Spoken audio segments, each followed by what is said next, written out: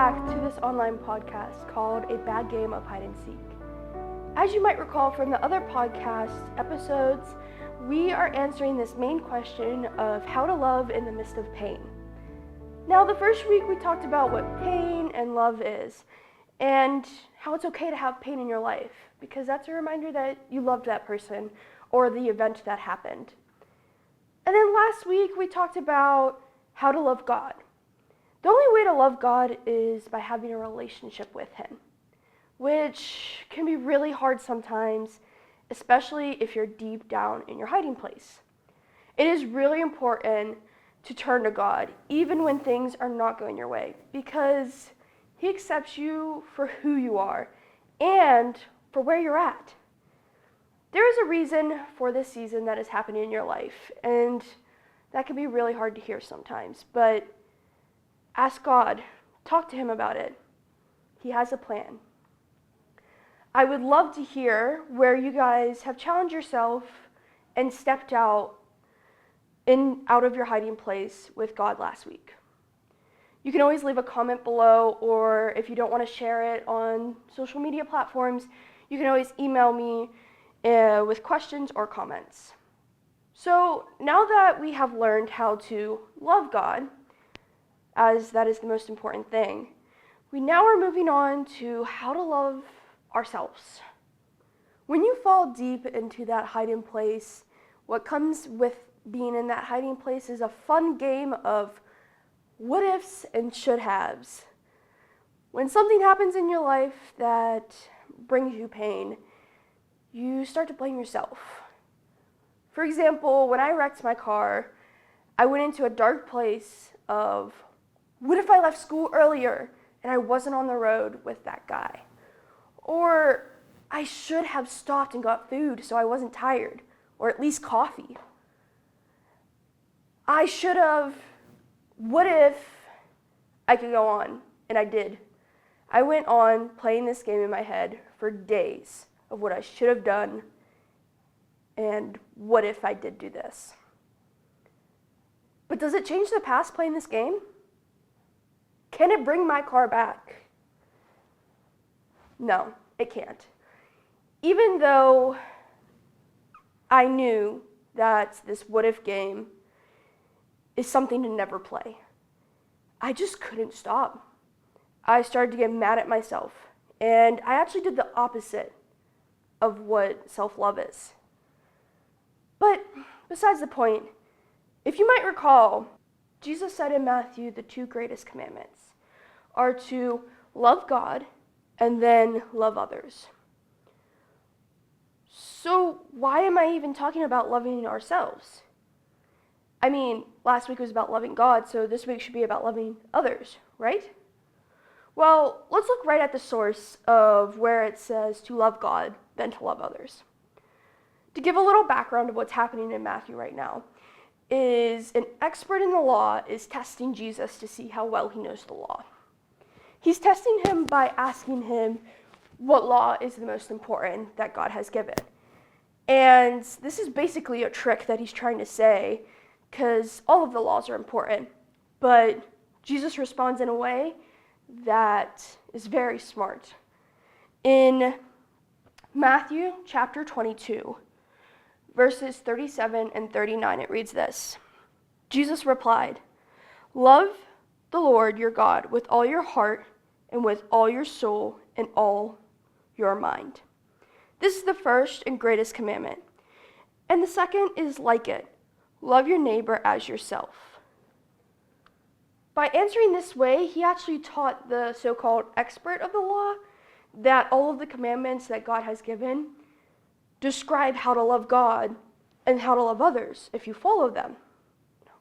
But if you think about it, first you should love God to understand what love is, as He's the ultimate example of what love is all about and where love comes from. So it says right here to love your neighbor as yourself. So how can you love others if you don't love who you are? So what is this self-love that we should be having to fill others up? Is it self-advancement or self-worth or self-fulfillment or I know, self-gratification.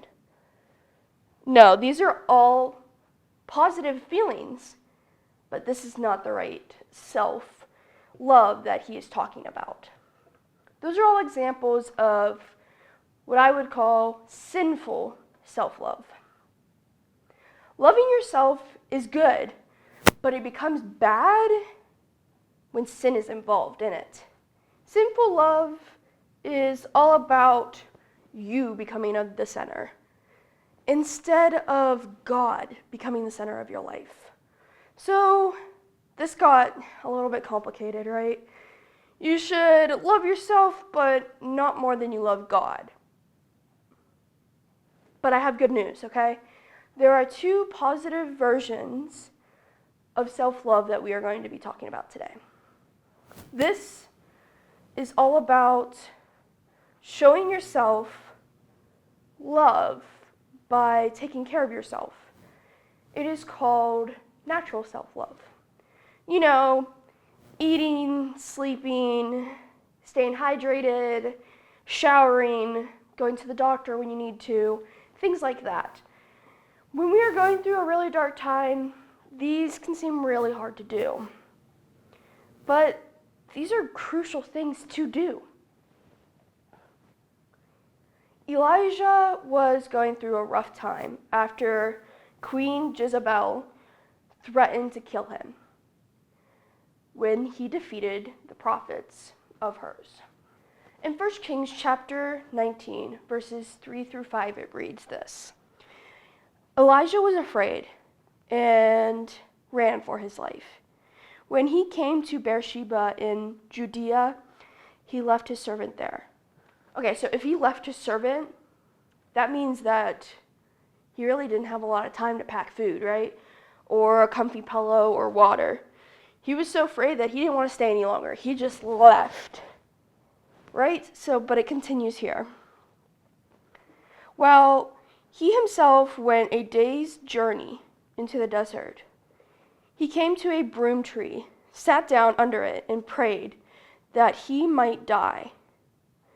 He said this, I have had enough, Lord, he said. Take my life. I am no better than my ancestors. Then he lay down under the tree and fell asleep. That's really rough. He's having a really bad day, right? He's gone, it sounds like a day without food because it doesn't mention he brought food with him or anything like that. So he hasn't eaten, he's tired, he just wants to give up. So how do you think God replied to this prayer of wanting to just die and to take his life? So it says this, all at once an angel touched him and said, get up and eat. He looked around, and there by his head was a cake of bread baked over hot coals and a jar of water. He ate and drank, and then he laid back down. So by him saying that he laid back down, he ate this food, but he still really didn't have energy, motivation, and probably still wanted to be left alone. But do you think God left him alone? God never leaves us alone when we need him. And we always need him. Even though Elijah probably wanted to be left alone, God didn't leave him alone. In verse 7, it continues saying, the angel of the Lord came back a second time, touched him and said, get up and eat, for the journey is too much for you. So he got up and ate and drank. Strengthened by that food, he traveled 40 days and 40 nights until he reached Horeb, the mountain of God. Did you hear that? He was strengthened by the food. This just shows how important it is to take care of your body. Elijah needed to care for himself, just as you need to care for yourself. God brought him what he needed. God does the same for us. So, are you taking what God is giving you to help you self-care? Or are you avoiding it? It says in 1 Corinthians chapter 6, verse 19, "Do you not know that your body is a temple of the Holy Spirit, who is in you, whom you have received from God? You are not your own. You were bought at a price. Therefore, honor God with your body." Don't forget that your body is a temple. So stop and breathe. And remember that you got this. This natural self-love can seem as fun as something like watching a funny movie and laughing, because that's good. Or it could be something that's not as fun as going to the doctor and making sure that you're healthy. It is all about seeking to live longer and not trying to die like Elijah wanted. Now, if you are having these feelings of not wanting to live, please seek guidance from a counselor or a therapist, or talk to someone. Don't be quiet. Or if you don't want to talk to someone, there is an emergency hotline that you can call or text. It's 988. And this is a free hotline for anybody who's struggling with mental health issues. Mostly it's for suicidal thoughts or ideations, but it can be used for other things too. Like I said, don't be quiet. Your life matters. Don't forget about Jeremiah 29:11. This is a verse that I turn to whenever I'm in a really low place. It says, "For I know the plans I have for you, declares the Lord. Plans to prosper you and not to harm you. Plans to give you a hope and a future." God has a plan for you. And it's not just any plan. He wants you to prosper, which means that you have a purpose for your life. So hold on and wait, because it's going to be worth it. God's doing something and will be doing something great in your life. So don't take away that opportunity. Now, the last self-love we will be discussing today is a love of gratefulness. This self-love is holy and pure as it comes from Christ. Mark Jones wrote an article about this self-love, and he said, "To truly love ourselves, we must love ourselves as God would have us love ourselves." If you think about it, and you really think about what that says, it's not that complicated. But let's break it down. So, how does God love us? Or how does he want us to love ourselves? In Matthew chapter 16, verses 24 and 25, "Then Jesus said to his disciples, 'If anyone would come after me, he must deny himself and take up his cross and follow me. For whoever wants to save his life will lose it, but whoever loses his life for me will find it.'" What he's trying to say is, you know that example of all those sinful loves that I was listing in the beginning? What we got to do is deny them and get rid of them, which is a lot harder than just saying what I just said, like, I'm going to deny this. You actually have to stop doing them, which can be really hard. But the closer you walk with God, the more you will know who you really are. And that's what this verse is really talking about. And that's the amazing self-love that is above this natural self-love that I talked about before, is finding who you are through Christ. Now, this self-love that I am talking about is really hard, and everyone is at their own stage of self-love. I challenge you this week to take a break from all the busyness of this season and see where you are spiritually, physically, mentally, and emotionally. And think about, like, where's God in all of this? Because, like I mentioned, you have to take up your cross, and you need Christ to do that. So where is he at during these stages? Also, I suggest you to listen to this new Christmas song I heard on K-Love.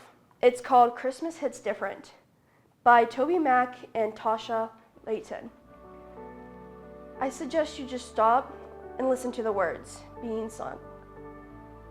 This song has a part that says, I'll be right there. Who's that person in your life that's going to be right there for you? Is it God?